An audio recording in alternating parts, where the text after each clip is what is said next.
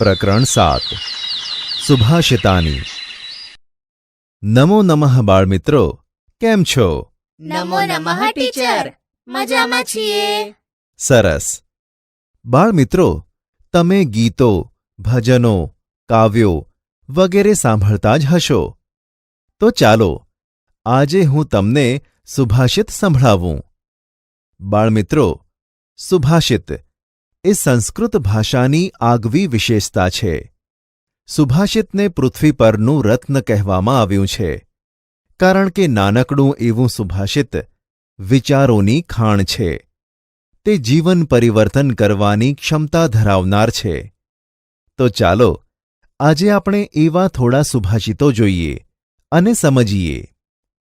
હસ્તસ્ય ભૂષણમ દાનમ સત્યમ કંઠસ્ય ભૂષણામ શ્રોત્રસ્ય ભૂષણમ શાસ્ત્ર ભૂષણૈ Kim પ્રયોજનમ ભૂષણૈ Kim પ્રયોજનમ. ભાષાંતર: હાથનું ઘરેણું દાન છે, ગળાનું ઘરેણું સચ્ચાઈ છે, કાનનું ઘરેણું જ્ઞાન છે, તો બીજા ઘરેણાં શા કામના છે?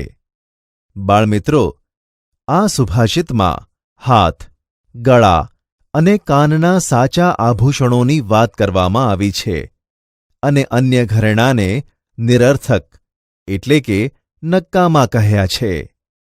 ચાલો હવે બીજો સુભાષિત જોઈએ.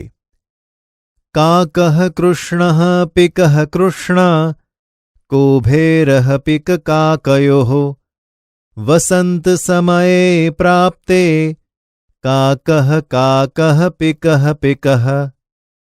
ભાષાંતર: કાગડો કાળો છે, કોયલ પણ કાળી છે, તો કોયલ અને કાગડામાં શો તફાવત છે? વસંત ઋતુનો સમય આવતાં કાગડો એ કાગડો છે અને કોયલ એ કોયલ છે. બાળમિત્રો, આ સુભાષિત દ્વારા કવિ કાગડા અને કોયલની વાત કરી દુર્જન અને સજ્જનનો ભેદ દર્શાવે છે. કેમ કે દુર્જન અને સજ્જન દેખાવે તો માણસ જેવા માણસ જ છે, પણ વખત આવે ત્યારે દુર્જનના મુખમાંથી અપશબ્દો અને સજ્જનના મુખમાંથી સુવચનો જ નીકળે છે. તેથી કાગડો એ કાગડો છે અને કોયલ એ કોયલ જ છે. ચાલો હવે બીજો એક સુભાષિત સાંભળીએ. યથા ચિત્તમ તથા વાચો યથા વાચાસ્તથા ક્રિયા ચિત્તવાણ્યા ક્રિયાયામ ચ સાધૂનામેકરૂપતા. ભાષાંતર: જેવું મન તેવી વાણી અને જેવી વાણી તેવી ક્રિયા. મન, વચન અને કાર્યમાં સજ્જનો એકરૂપ એટલે કે સમાન હોય છે.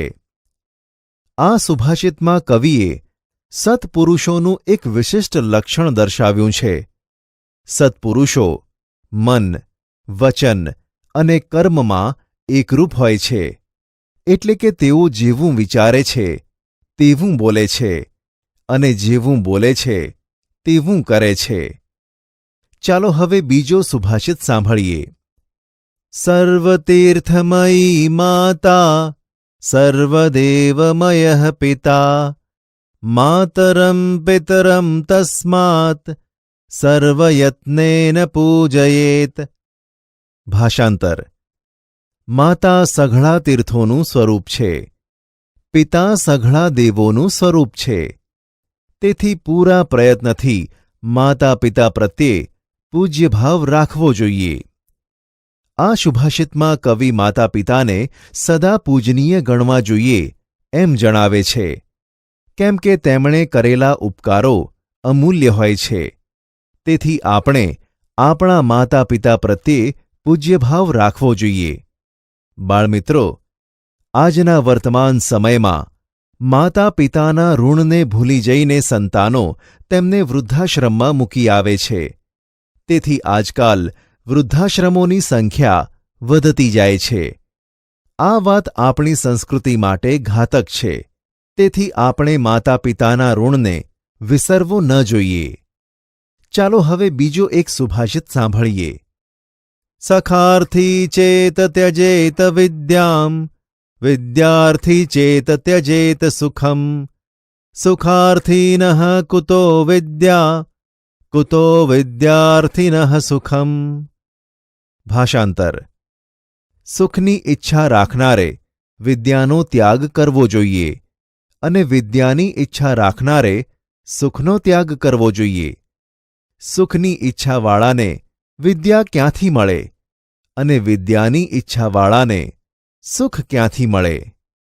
બાળમિત્રો, કવિ આ સુભાષિત દ્વારા જણાવે છે કે સુખની ઈચ્છા કરનારે વિદ્યા છોડવી પડે છે અને વિદ્યાની ઈચ્છા રાખનારે સુખ છોડવું પડે છે, કેમ કે વિદ્યા પ્રાપ્ત કરવા માટે ખૂબ કષ્ટ સહન કરવા પડે છે. ત્યારે જ વિદ્યા પ્રાપ્ત થાય છે. જ્યારે સુખ ચેનની જિંદગી પસાર કરનાર પાસે વિદ્યા આવતી નથી. બાળમિત્રો, મજા આવીને તમને સુભાષિતો સાંભળવાની અને સમજવાની? હા ટીચર. સરસ. તો ચાલો આપણે ફરી મળીશું. આવજો.